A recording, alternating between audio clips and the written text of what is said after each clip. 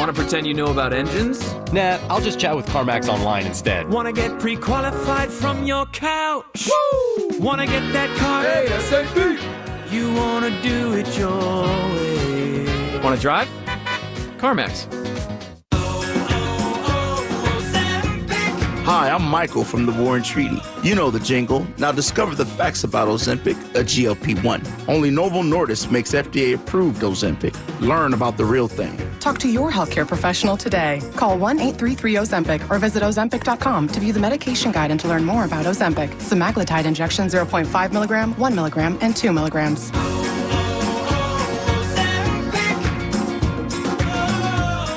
Thanks for showing up, Dub Nation. Nothing beats catching your Warriors live, and nobody knows that better than you. So next time you want to hit up a game, Ticketmaster's got your back. As the official ticket marketplace of the Warriors and the NBA, even if you're headed to the game last minute, Ticketmaster gets you to the game so you can experience all the sights, sounds, and styles in person. Keep putting that jersey collection to use and get Warriors tickets today at Ticketmaster. Get tickets at Ticketmaster.com/Warriors. See you courtside again soon, Dub Nation. What's up, Dub Nation? Do you want to get cash back on Warriors gear? All you have to do is sign up at Rakuten.com/Warriors, where you can earn 10% cash back in store and online at Warriors Shop. Once you're a member, shop your favorite stores like Fanatics and Ticketmaster and watch the cash back add up in your account. Rakuten is the most rewarding way for you to shop and maximize your savings. Join Rakuten for free today at Rakuten.com/Warriors or download the Rakuten app. That's RAKUTEN. Dub Nation, this is Brandon Pajemski. Welcome back to the Warriors broadcast booth presented by DoorDash. Thunder were led by Chet Holmgren's 15-15-4. Warriors have no time to rest. Back at it less than 24 hours here at Chase Center versus Utah. 6:30 with the airtime. Not 5:30, it's 6:30 with the airtime. 7 o'clock tip. So come on out to Thrive City. It's Saturday night. Grab some dinner and catch the Jazz tomorrow at 7. Good evening from San Francisco.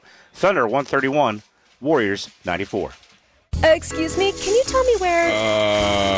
I don't know. Those big box stores, they don't know. But Dolan's knows. For 60 years, Dolan's Lumber has been serving the Bay Area with the materials and the knowledge to make your next home improvement project stellar. Lumber, doors, windows, you name it. Dolan's knows exactly what you need. So skip the guessing. Go with the experts. Remember, Dolan's knows. Call now for a quote, 800-9-DOLANS, or visit DolanLumber.com. 15 years ago, PG&E launched Power Pathway, an education and job training program developed to increase the number of skilled workers in the energy industry. Since then, 85% of the graduates have been hired by PG&E or the construction utility industry. Focusing on students in underserved communities, women, and military veterans, Power Pathway is helping the next generation of PG&E energy professionals build a better future for themselves and a clean energy future for California. To learn more, visit pge.com/powerpathway.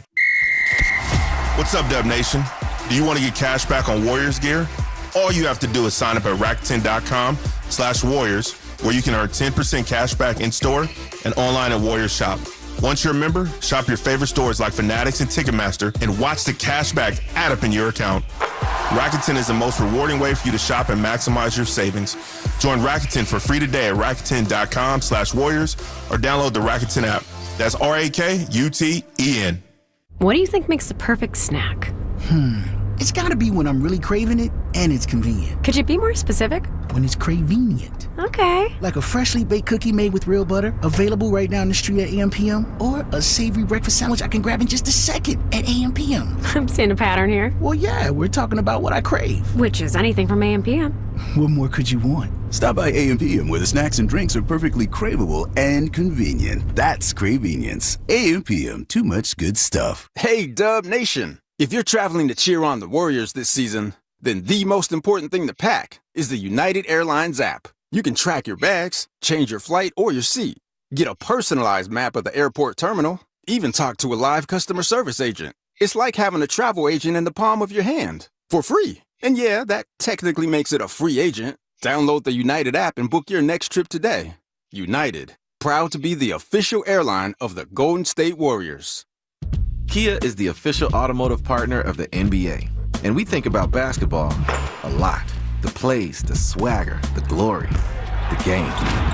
and how we can elevate our own game with capability that takes us to another level and ground clearance that propels us even higher. The 3-row 2025 Kia Telluride X-Line all-wheel drive. Kia, official vehicle partner of the Golden State Warriors. Call 800-333-4KIA for details. Always drive safely. Limited inventory available. Hey Warriors fans, Vontae Hill here, and you know what time it is. Catch me, Chris Bullen, and Festus Ezeli on Warriors Pre- and Post-Game Live, where it all goes down. Before tip-off, we're setting the stage with matchup breakdowns and player analysis. After the final buzzer, we're diving deep into the momentum, the magic, the interviews, and yeah, even those wild Stephen Curry heat checks. So whether at home or on the road, don't miss Warriors Pre- and Post-Game Live all season long, only on NBC Sports Bay Area. To Curry, pump fake, fly by, 3-ball, got it with the buzzer sounding! You've been listening to Golden State Warriors basketball on the Warriors Radio Network. Presented by United Airlines. For tickets, visit Warriors.com or call 888-GSW-WHO. You wish you were here. This Odyssey Sports broadcast was presented by ZipRecruiter. Looking to hire? ZipRecruiter finds the best candidate for your job fast. Try it for free at ZipRecruiter.com/free. You're listening to 95.7 The Game, KGMZ FM and HD1 San Francisco on Odyssey Sports Station and the home of the Golden State Warriors and Valkyries. Always live on the free Odyssey app and now coming to you live from the Laughing Monk Studios.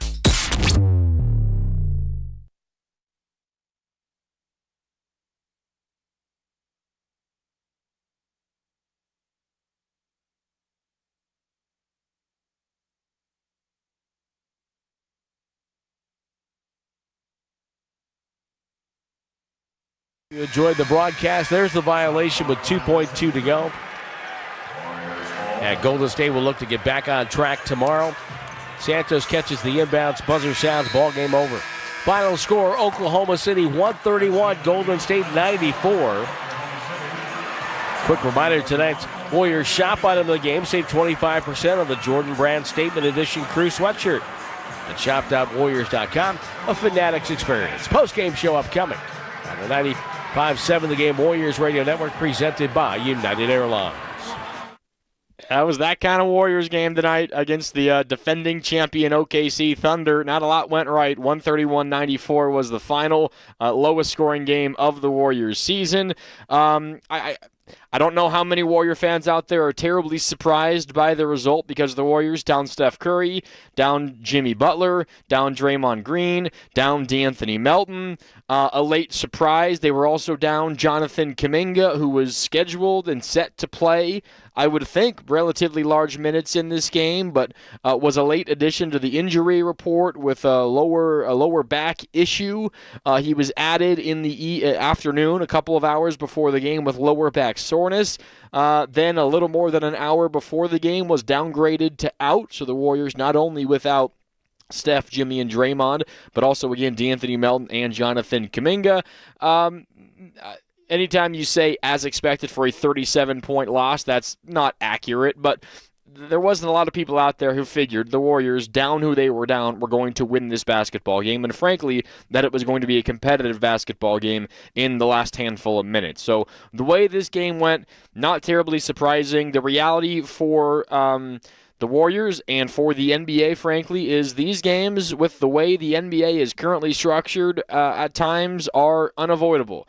I can't imagine that Amazon was all that happy. Amazon broadcasted this game on television today, and I can't imagine that they were happy when they found out that Steph, Jimmy, Draymond, Melton, Jonathan Kuminga were all out and were not playing in this game, and they got a game that was just about over at halftime. Welcome in. It's Warriors Wrap-Up on 95.7 The Game. Mark Randy with you for the next hour or so as we pick through this one.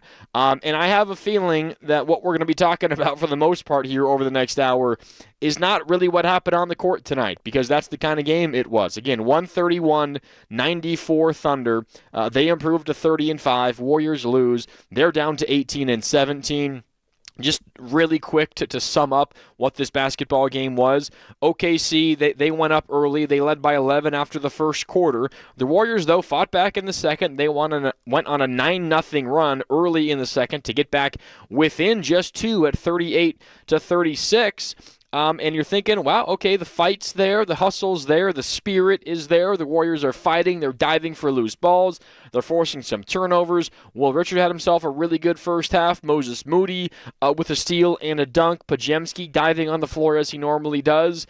Trace Jackson-Davis played hard. The Warriors' spirit was there, and they were making some hustle plays, and they got back within 2 about midway through the second quarter. And then what happened?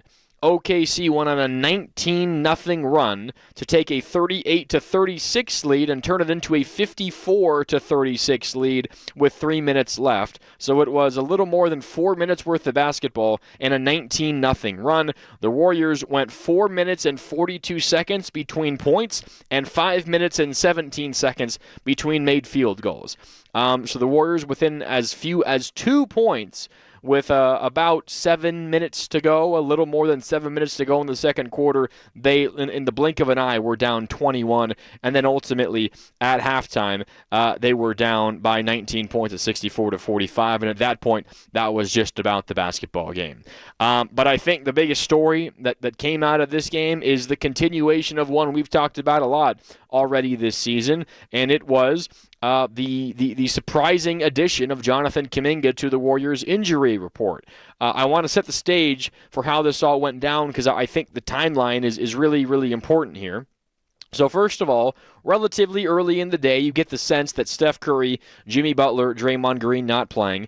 Draymond was ruled out pretty quick with rest. They just simply rested Draymond. Steph Curry was listed as questionable after he rolled his ankle late in the game against Charlotte on New Year's Eve. He was officially listed as questionable with a left ankle sprain. And then Steve Kerr came on with Steiny and Goo, although it was Evan and Bonte filling in for Steiny and Goo today around 11:30. And the guys asked him about the availability of the veterans, and Steve Kerr said, yes, Steph's not going to play. We already know Draymond's not going to play. And he said Jimmy Butler just called him and that he's feeling sick, and it seems unlikely that he's going to play. And then a handful of minutes later, we got official confirmation via the NBA injury report that Jimmy Butler wasn't going to play as well. And then Bonte specifically asked Steve Kerr if all those absences means that Jonathan Kuminga would play today. And Steve Kerr said, yes, he will play. A direct answer to the question of will Jonathan Kuminga play tonight, Steve Kerr said, yes, he will play. And then that was around noon. About 5 hours later, Jonathan Kuminga was added to the Warriors injury report with lower back tightness.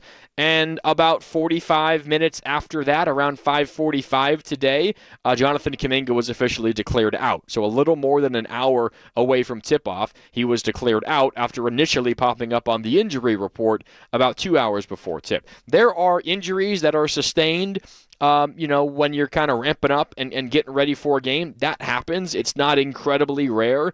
The way that this one all played out, though, just feels a little fishy, of course, if you understand the relationship that the Warriors and Jonathan Kuminga have been through of late.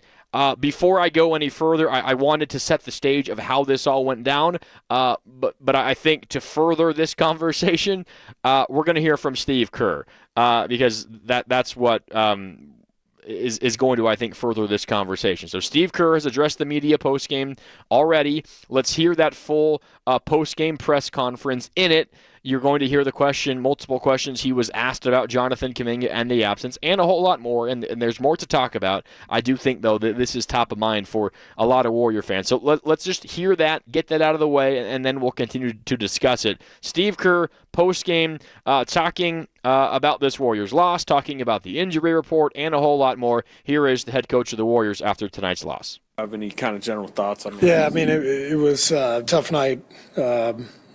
We obviously were shorthanded, but I don't think that was an excuse for the way we played. We weren't well organized. We didn't compete well together. Disappointing.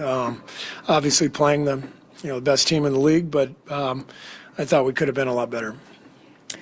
Hey, Steve. Happy New Year, by the way. In the second quarter, about the 7-minute mark, you guys got it within 2. And then after that, they scored 19 unanswered points. Can you just kind of talk about that stretch and what happened there? I mean, I don't know that was the stretch. I mean, it was the whole game was lopsided. They won every quarter by 9, 10, 11 points. So they're a great team, and they got rolling. And like I said, I didn't feel we were very well connected tonight, and never found any confidence, any rhythm. Steve, we obviously didn't know before the game if Jonathan was going to play. When did he get hurt? Just before the game. Are you guys afraid that it'll linger? Is it something that it's? I don't know. I have no idea. Yeah. Are you expecting the other veterans to return tomorrow? I hope so. Yeah, we'll see with Jimmy. He's at home, sick. Draymond definitely will be back, and hopefully Steph will be back as well. Al only played 15 tonight. Are you thinking about bypassing the restriction, or is he not going to play? I'm sorry? Are you thinking about bypassing his restriction on back-to-backs, or not? Is he not going to play? No, Al will not play tomorrow. Yeah. Steve, was there anything that you were hoping to see tonight that you didn't see, or was there any value you can take away from a game like this at all? Not really. I mean, we just didn't perform well, and like I said, there was never any connection in the game. So not a whole lot to take from it. What were you, I guess, hoping to see? Better ball movement, better offensive possessions.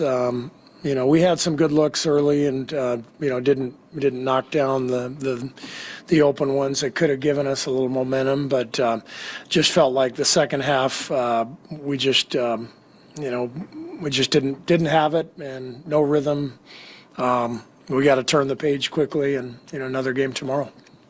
There's a soundbite circulating with sort of your comments on how at this stage it's unrealistic to maybe compete for a title year in and year out to the level of an OKC or a San Antonio right now. I guess for you, big picture, is that sort of a fresh feeling that you've sort of gathered and are adapting to these last couple of years, or maybe a several-year thing, which maybe including that 2022 finals run that I think you elaborated on in the soundbite as well?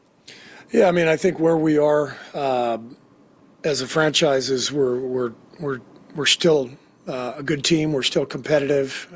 We're trying to give ourselves a swing at the plate every year, and we did that last year. We went on a run late, got to the playoffs, won a round, felt like we had a really good shot to win another round, and Steph got injured, but the point of where we are with the age of our best players is we can still be good, but we're obviously not in the same class as we were 5-6 years ago. We're not in the same class as the team we played tonight and several other teams in the league. So there's no point in denying that. So I think we have to embrace it and be realistic and give ourselves a shot. And we can give ourselves a shot like we did a year ago by connecting and staying healthy and getting on a run, and we're still good enough to do that. And if you do that and you have a shot, you get to the playoffs, you never know what's going to happen. And I think that's where we are right now. And so we got to keep fighting. Do you think a night like tonight halts momentum at all? I mean, you guys had obviously won 5 or 6, but No, we've had a string of games. Obviously, just got back from the trip. This was the first of 3 and 4. I think this is a one-off, and we'll bounce back tomorrow night. Thanks. All right, that's Steve Kerr post game after the Warriors fall to the Thunder 131-94. I mean, there's a lot of stuff in there, including Steve Kerr saying that he doesn't expect, I guess technically can't guarantee anything, but Draymond Green will play tomorrow versus Utah. He was out today after all with just rest, so that makes perfect sense. He's seemingly expecting Steph Curry to play as well. He was out today with what the Warriors officially listed as an ankle sprain after he rolled it a little bit at the end of that Charlotte game in the final minute. I think that the reason why Steph wasn't playing today had less to do with the ankle and more to do with the fact that, they just played a bunch of games on the road, including 41 minutes for Steph in Toronto, and tonight is the beginning of a back-to-back, so they wanted to hold them off on one of the back-to-backs. Draymond out, Jimmy also out.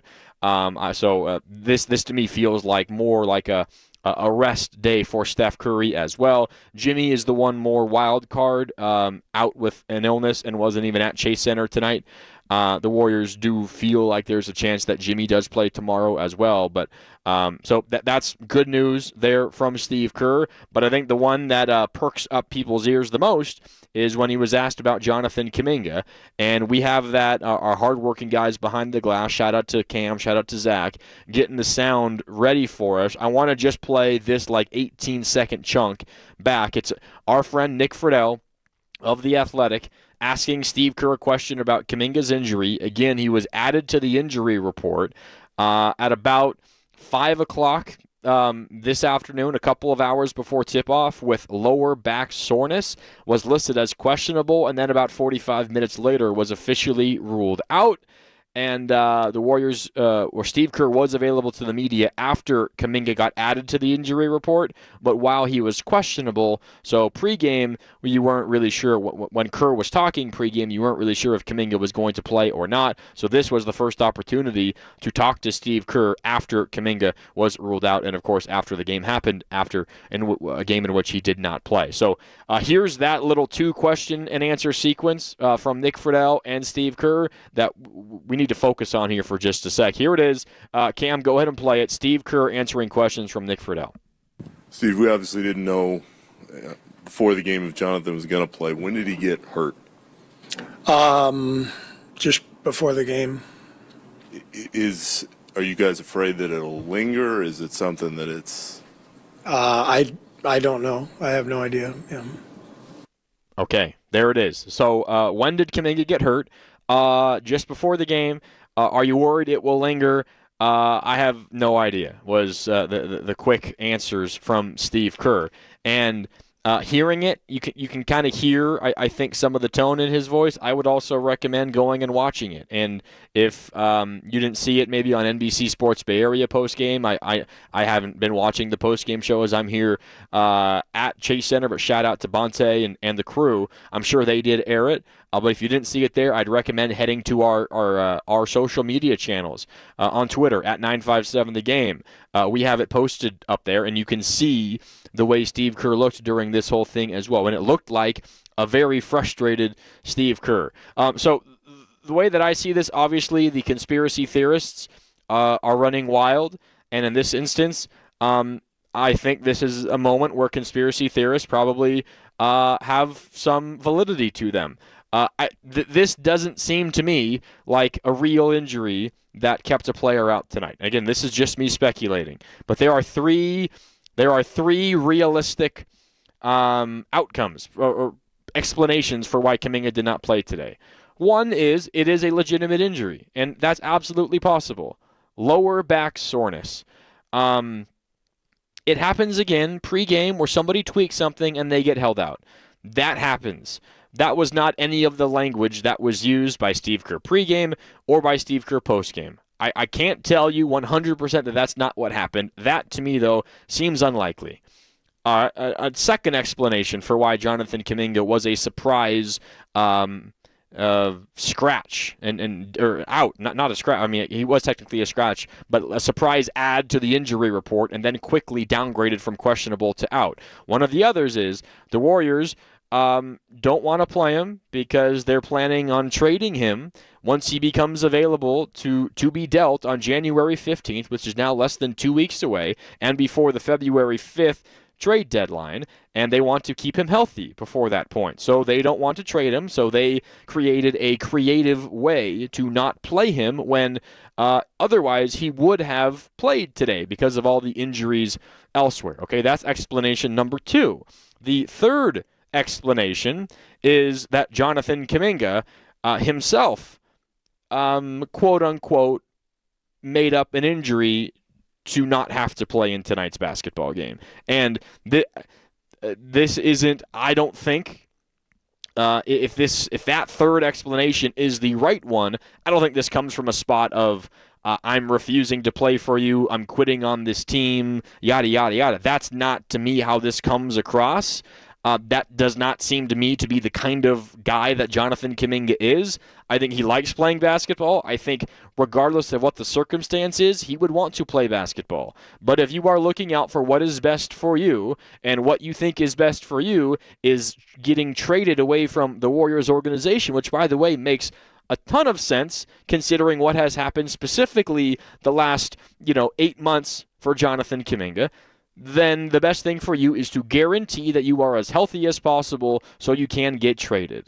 I think the likeliest outcome is not that this was a real injury that kept him from playing. It is, in my opinion, not that this was the Warriors being creative and slapping an injury on him so they couldn't play him. This is, I think, Jonathan Kuminga protecting himself, protecting his health, so that he can be as healthy as possible once he is officially able to be traded. That is my read on the situation.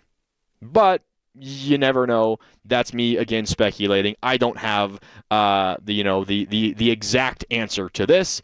But those are the three possible scenarios. There's only three possible scenarios. It's either a legitimate injury, or one side or the other side is making it up. Those are the only three potential answers and explanations for this. And why I don't think it is the Warriors is, and maybe some of you disagree, I would find it strange and odd for Steve Kerr to go on 95-7 the game earlier today, say we're planning on playing him, and then to have the team make up an injury so they didn't have to play him. Maybe you think the Warriors would do that. I personally don't think so. And again, I'm not holding it against Jonathan Kuminga at all. The best thing for him in his career is to get traded so he can start playing basketball again. In order to get traded, you want to be as healthy as possible. You are eligible to be traded, and the major risk that you take by playing in a basketball game when you haven't been playing in meaningful basketball in quite a while is to play in a basketball game. So I think my read on the situation is Kuminga didn't really want to play for fear of getting hurt, and he maybe exaggerated how bad his lower back was feeling. That's my read on the situation. But who knows? But it's just another step in this relationship that I think confirms that a divorce is coming, and a divorce is maybe just a couple of weeks away. I don't think that a trade is happening like on January 15th, the second that he becomes eligible to be traded, but I would be shocked if he did not get traded before the deadline on February 5th. I think that's where we are, and tonight is just more evidence in that direction. Because, yeah, I don't think there's really any other way that we can explain what happened tonight. This was a game where Kuminga absolutely would have played. He would have played major minutes, and he would have helped the Warriors tonight. There's absolutely no doubt. And again, I don't want this, because I think that this came from Kuminga, does not mean I think Kuminga is quitting on the team. That's not at all how I interpret this. The way I interpret this is Kuminga just looking out for himself. And that is absolutely what he should be doing in this situation, because the Warriors are absolutely doing the same thing on their end. They're looking out for themselves, so it is within Kuminga's right. He has absolutely every right to protect himself in this situation as well. He does not owe the organization anything.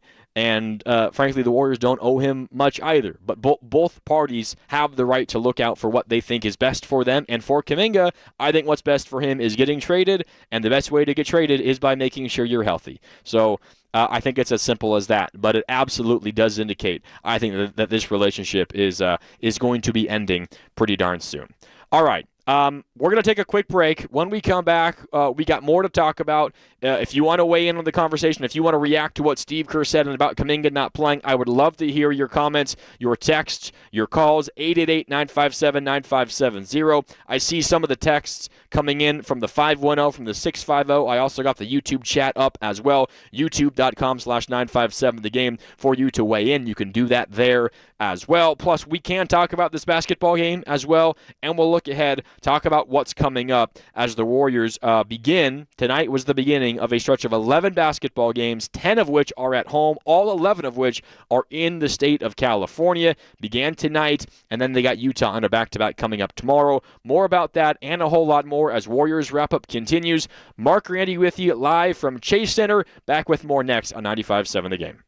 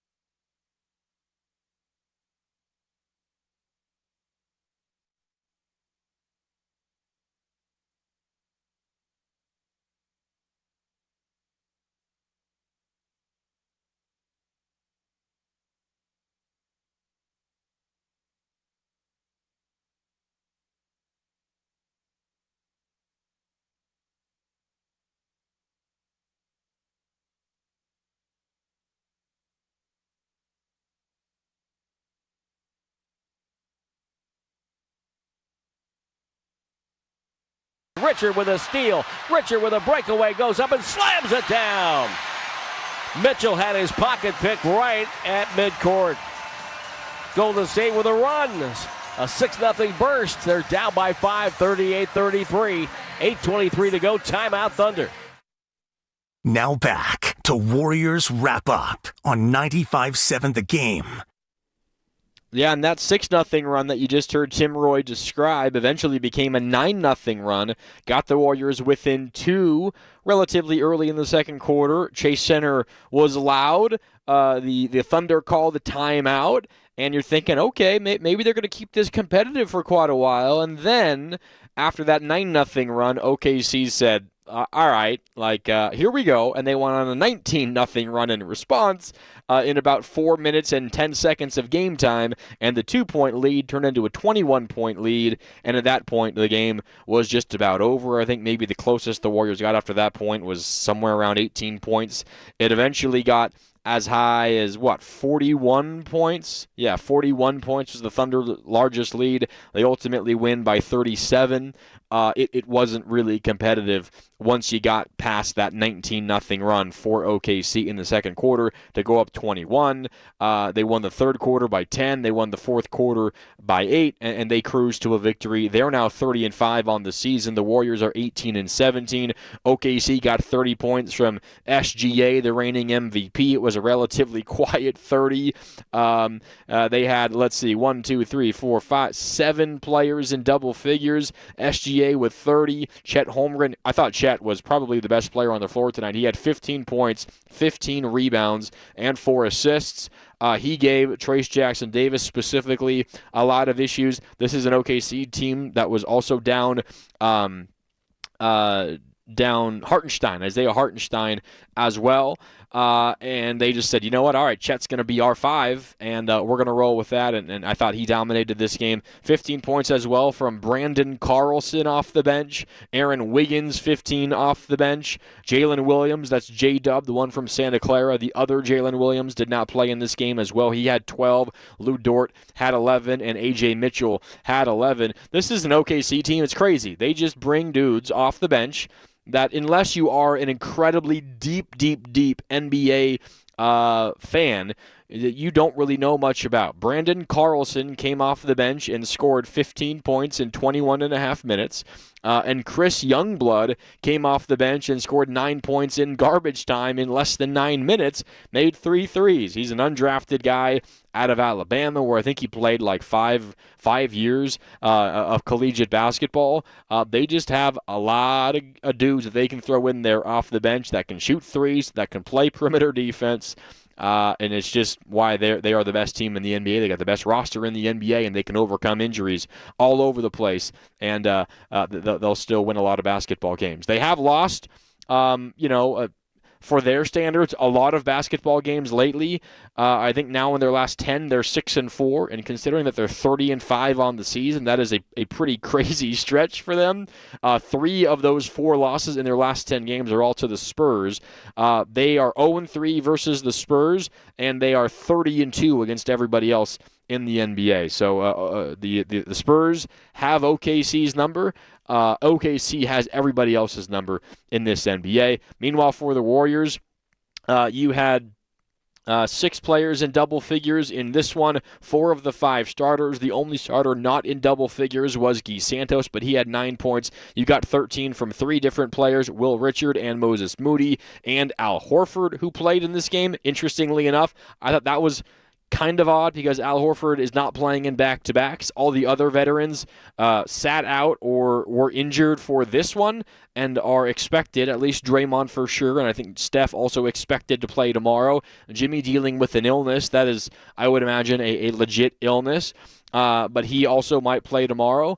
But Al Horford probably, and in fact, unless we haven't heard otherwise from Steve Kerr, does not play in back-to-backs, which means he's not going to play tomorrow, but he had 13 points in this one, 11 as well from both Buddy Hield and from Quentin Post, but no one really had any kind of shooting night. Will Richard, your highest scorers were Will Richard and Moses Moody. Moody was all right, 6 for 12 from the field.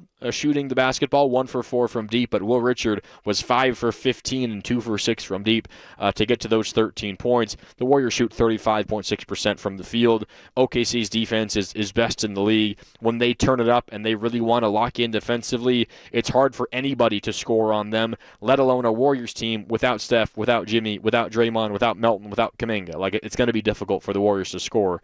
And OKC holds the Warriors to the Warriors' lowest scoring output of the season at 94 points in this one. All right, Warriors wrap up here on 95.7 The Game. Mark Randy with you. I think the biggest story out of this basketball game was, again, the Jonathan Kuminga absence, who was expected to play in this one. Steve Kerr said as much on these very airwaves at about 11:45 or so today on our midday show. Bonte and Evan filling in for Steiny and Goo, and he was asked point blank, will Kuminga play today? And he said, yes, he will play. And then about 5 hours later, Kuminga was added to the injury report with lower back soreness, was listed as questionable, and about 45 minutes after that, around 5:45, Kuminga was officially ruled out. So he did not play in this game, a game in which I think he would have played, a game in which Steve Kerr said he would have played. And then Steve Kerr had this back and forth post-game with our very own Nick Friedel of The Athletic, who you hear every week, multiple times a week here on 95.7 The Game. Here is Steve Kerr addressing the Jonathan Kuminga questions post-game. Here it is. Here's Coach Kerr. Steve, we obviously didn't know before the game if Jonathan was going to play. When did he get hurt? Just before the game. Are you guys afraid that it'll linger? Is it something that it's... I don't know. I have no idea. Yeah. All right. When did he get hurt? Just before the game. And then do you think it's going to linger? I have no idea. That to me sounded like a coach in Steve Kerr who it was not his decision for Kuminga to miss this game. That's how I read it, and frankly, I think it makes the most sense. The Warriors are probably getting to a point where they don't want to needlessly risk Kuminga injury either, because this relationship, I think, is at a spot where a trade is the only solution. It's nothing... I don't think it's anything personal. This is just business, and both sides are going to be doing what is best for each other. I think this probably came from Jonathan Kuminga and Jonathan Kuminga's agent reading the writing on the wall once all those veterans were ruled out, which is why it would make sense that Kuminga would be the late addition to the group. Once all the veterans were ruled out and Kuminga and his camp could figure out that he was likely going to play in this basketball game, or he was going to be called upon to play in this basketball game, they said, you know what, as much as JK loves to play, we think what's best is for him to not play in this game so he can be 100% healthy for a trade, and because that is the best thing for his career, so he can start playing major minutes again, just playing minutes, period, but they're hoping so that he can be playing major minutes going forward on a different team, and of course an injury would put a big threat on any potential trade. So Kuminga, I think, absolutely acting in 100% self-interest, which is absolutely within his right. He should be doing it, frankly. He and his camp decided, you know what, let's say my back is hurting me, so I can't play in this basketball game because all I want to do is to get my career back on track, and I don't want to risk being injured ahead of, we're now less than 2 weeks away from when he can be traded. So that is my read on the situation. We'll see where it goes from here. Once everybody comes back, I would imagine we will return to the norm, which is unfortunately at the moment Kuminga just sitting on the bench and getting DNP CDs. Did not play, coach's decision. So we'll see where it all goes from here. That is my read on the situation, that Kuminga and his camp, I would imagine Aaron Turner, his agent, involved in the conversation. And Aaron, I know you're listening often. If you want to let me know what happened, DM me on Twitter or whatever, let me know.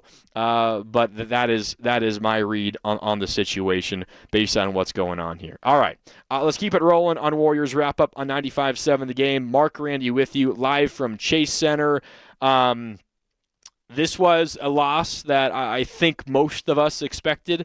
OKC is the best basketball team in the league, and I don't think it's particularly all that close at this point. They're 30-5 now on the season, and they can just throw countless 3-and-D wings at you. They've got great defenders all over the place. But for the Warriors, I don't think, and this was one of the questions Steve Kerr was asked post-game, and I think it was a really good question.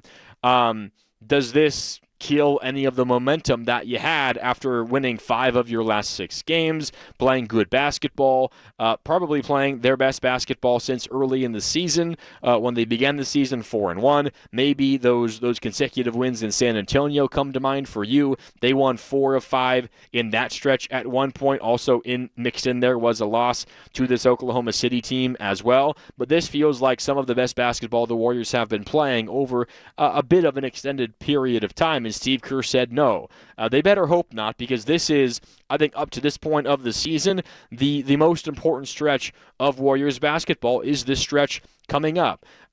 Tonight began a stretch of 11 basketball games, 10 of which were at home for the Warriors, and the 11th of which is still in the state of California, down in LA versus the Clippers. So tomorrow, Utah is in town. It's a back-to-back, but considering who did not play tonight, the Warriors have really done a good job of kind of taking away the big negative impacts of a back-to-back. Players like Moody and Podziemski and Post and Will Richard, those guys, of course, will all be playing back-to-backs, but they're all youngsters. They can make it through that, no big deal. If Draymond plays, which he's expected to, if Steph plays, which I think he is going to, they, of course, did not play tonight, so they shouldn't be feeling the effects of the back-to-back.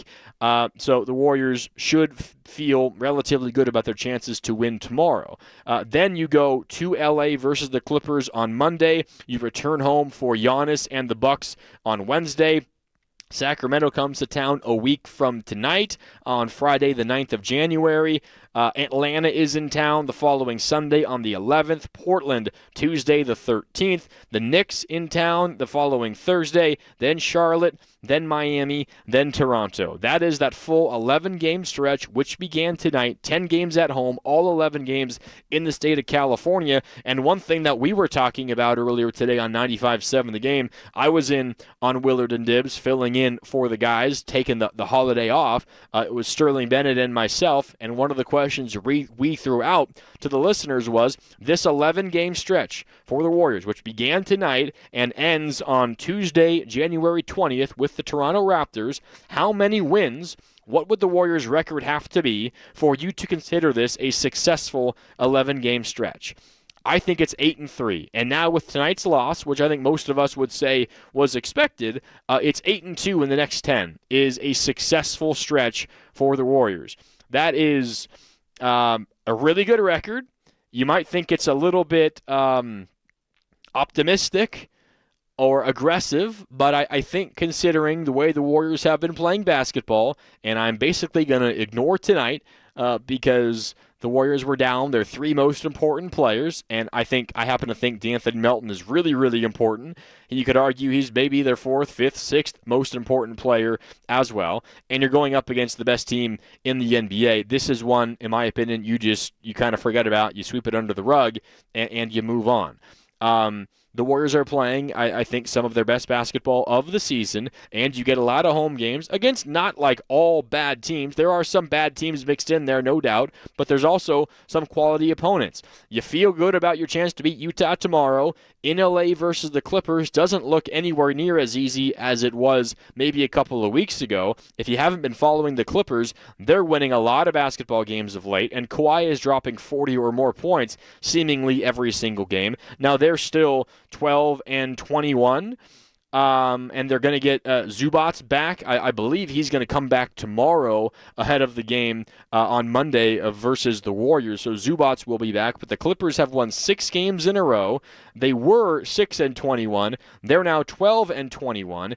In those games, Kawhi Leonard is absolutely going crazy. Let me read to you the Kawhi Leonard game log of late in these 6 wins. Kawhi Leonard, in these 6 wins, 32 points, 41 points, 28 points, 55 points, 33 points, and 45 points. Again, 32, 41, 28, 55, 33, and 45 for Kawhi Leonard in this 6-game winning streak for the Clippers. They're playing great basketball, by far their best basketball that they have all season long. They're holding teams under 100 or right around their off. And they held the Lakers to 88 points. They held the Pistons to 99 points. They held the Kings to 90 points. They held the Jazz to 101 points. They held the Blazers to 103, and they held the Rockets to 108. So over the course of 6 games, the most points they've allowed is 108. In today's basketball, those are crazy numbers. So LA is playing a whole lot better. That will not be an easy game in LA. There's no doubt. Milwaukee at home versus Giannis will not be easy. The Warriors lost to a Milwaukee Bucks team without Giannis in Milwaukee earlier this season. Ryan Rollins took over. And by the way, Ryan Rollins had 29 more points tonight. He's just simply put, a really good basketball player. Ryan Rollins returns to Chase Center and the Warriors on January 7th, next Wednesday. Sacramento is in town Friday, January 9th. That should be a Warrior win. And I guess before I go any further, let's just pick these games win and loss, because again, I said 8-3 should be the Warriors' goal. They already lost one, so 8-2 from here on out. I'll say Utah win. I will say Clippers loss because of the way the Clippers are playing. So that's 1-1 so far. I will say a win versus Milwaukee at home. That's 2 wins. A win versus Sacramento at home. 3 wins. A win versus Atlanta at home. 4 wins. I say they beat Portland at home. They finally beat Portland. It's the 4th time they've played. This game coming up, the Warriors have lost the first 3 matchups. I will say, though, a loss versus the Knicks. That's 5-2 in these next 7 games. They'll beat Charlotte. That is 6. They'll beat Miami. That's 7, and then they'll beat Toronto. That's 8. So 8-2 in these next 10 games is my read on this for the Warriors. That, I think, would constitute a successful stretch of basketball. And if we play the standings game for just a little bit, the Warriors currently sitting with today's loss at 18-17. If they were, again, just hypothetically to go 8-2 in their following 10, they would be sitting at 26-19, and that would probably be enough to at least climb them past the Phoenix Suns, and who knows how it would be the rest of the way. The Warriors currently sitting in the 8th spot in the Western Conference, 2.5 games behind Phoenix, 3.5 games behind Minnesota, sitting at the 6th spot. So we'll see how it all plays out. But these next 10 games are of the utmost importance for the Warriors. If they just kind of limp through and they go 5-5 in their next 10, they go 6-4 in their next 10 to make it 6-5 in the 11, including tonight, things are going to get pretty rough around here, because this is the moment where the Warriors' schedule really turns and changes. And if you do not yet take advantage, suddenly you're towards the end of January. The trade deadline is just a couple of weeks away, and you don't have a ton of basketball left, right? The Warriors now are 18-17, which is 35 games played. We are 6 games away from the midway point. So by the end of this stretch, I'm talking about the next 10 games, you will be past the halfway point, and if you're still hovering right around 500, it's going to feel like a repeat of last year, where you have to sprint to the finish line just to make the postseason, or in the Warriors' case last year, to try to avoid the play-in, but to still be stuck in the play-in. So these next 10 games, they're imperative for the Warriors, I think, to go at least 7-3. I'm saying 8-2. Because if you don't, you're going to have to begin the sprint once again. And I don't think there's any... I think there's plenty of reason to believe the sprint is maybe what cost Stephen Curry, that calf issue that kept him out against Minnesota that he suffered in Game 1 of that second-round series. Going 7 versus Houston certainly didn't help either, but these next 10 games are hugely important for the Warriors. Warriors wrap up here on 95.7 The Game. Mark Randy with you. A few more minutes. I want to circle back to what happened in this game real quick before we get on out of here. I mentioned some of the shooting nights for the Warriors. Will Richard finished with tied for a team high with 13 points. Moody also had 13. Al Horford also had 13. I think Will Richard was one of the Warriors' best players today. I know that's not saying a ton, considering they only scored 94 points, a season low. Were down by as many as 41, lost this game by 37. Like, it was not pretty. When I say he was one of, if not their best player, that's a relatively low bar, because that's just how rough of a night it was for the Warriors. And his final stat line offensively doesn't look all that great. 13 points on 15 shots. That's really bad efficiency. I thought Will Richard, though, when the Warriors were playing their best, and specifically that 9-0 run in the third quarter, I thought his fingerprints were all over it. Or pardon me, in the second quarter, I thought his fingerprints were all over it. He just simply makes things happen when he's on the floor.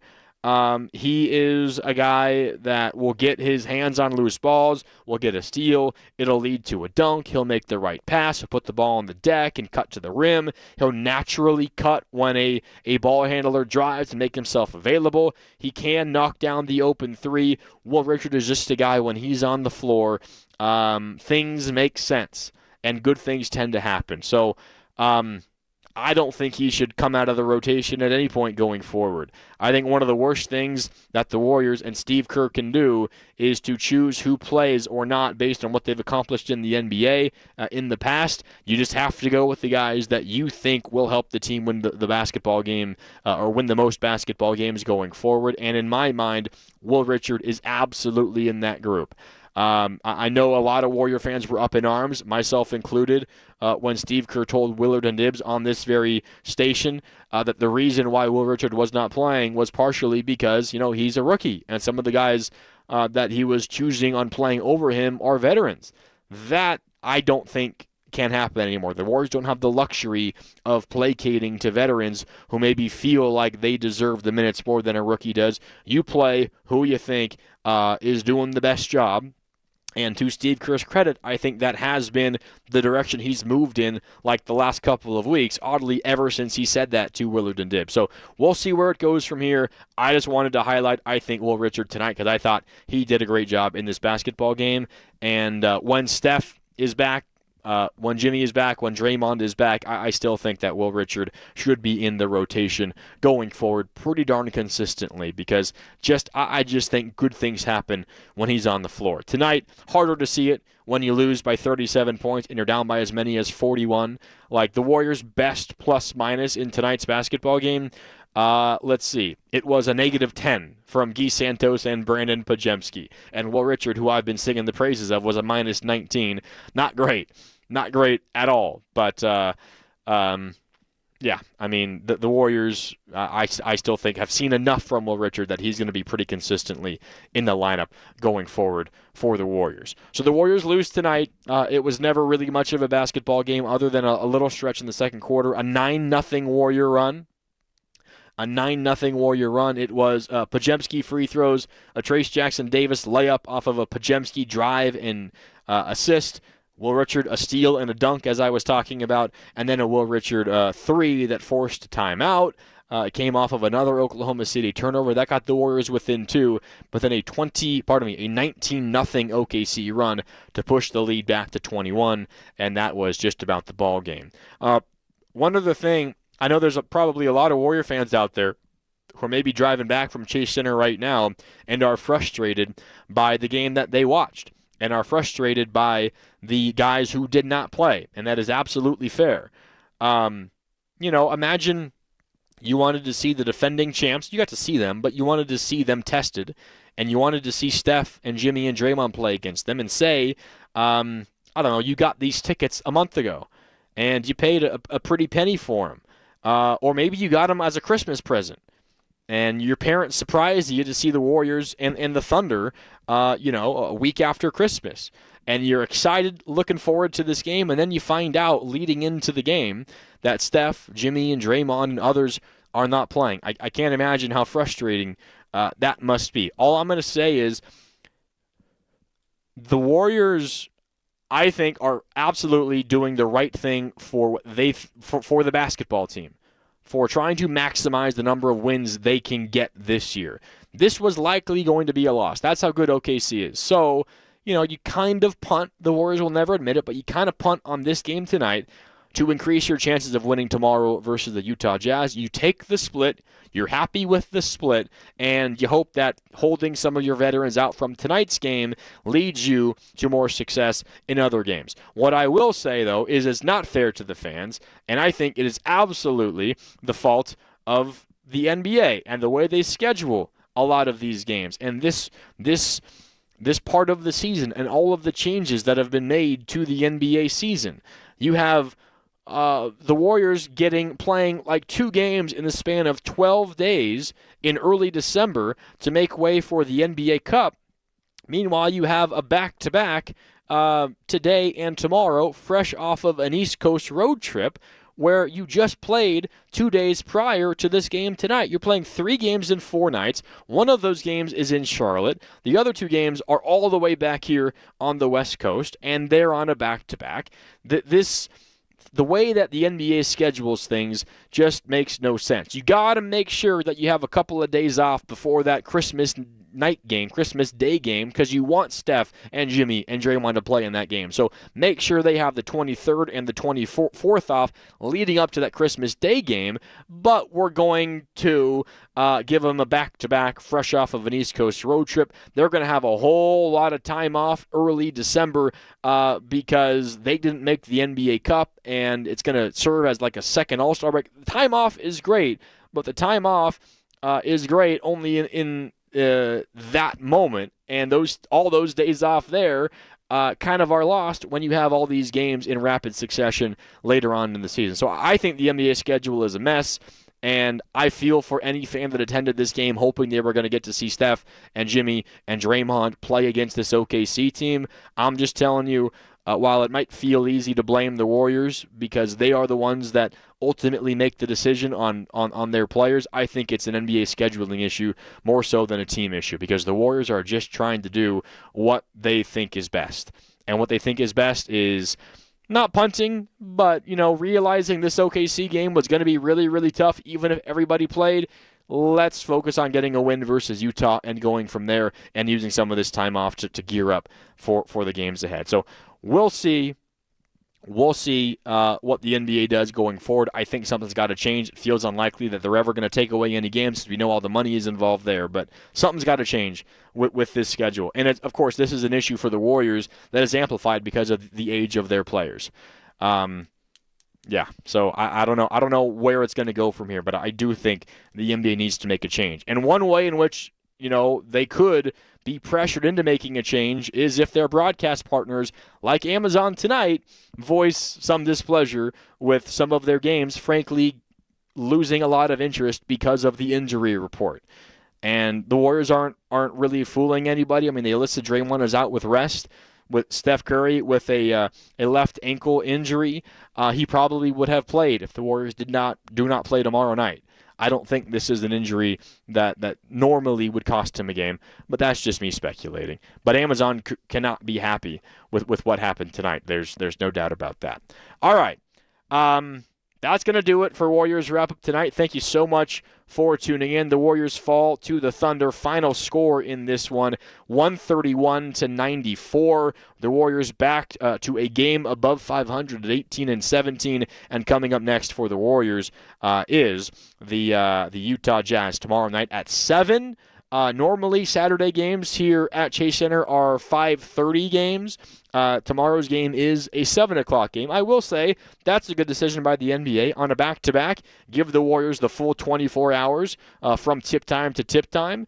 But a 7 o'clock tip tomorrow, which means our pregame coverage with Warriors Live begins at 6. I will be here with you for that. I think there might be some other big Bay Area sports game going on tomorrow, but we've got Warriors basketball at 6 with the pregame show, and then tip-off coming up at 7, and I will be here for Warriors Wrap-Up tomorrow night as well. Before I get on out here, I want to remind you, you're listening to 95.7 The Game, KGMZ FM in HD1 San Francisco, an Odyssey Sports Station, and the home of the Golden State Warriors and Valkyries, always live on the free Odyssey app. coming to you live from the Laughing Monk Studios. One final time, Warriors falls to the Thunder 131-94. Utah, the Jazz, led by Lauri Markkanen.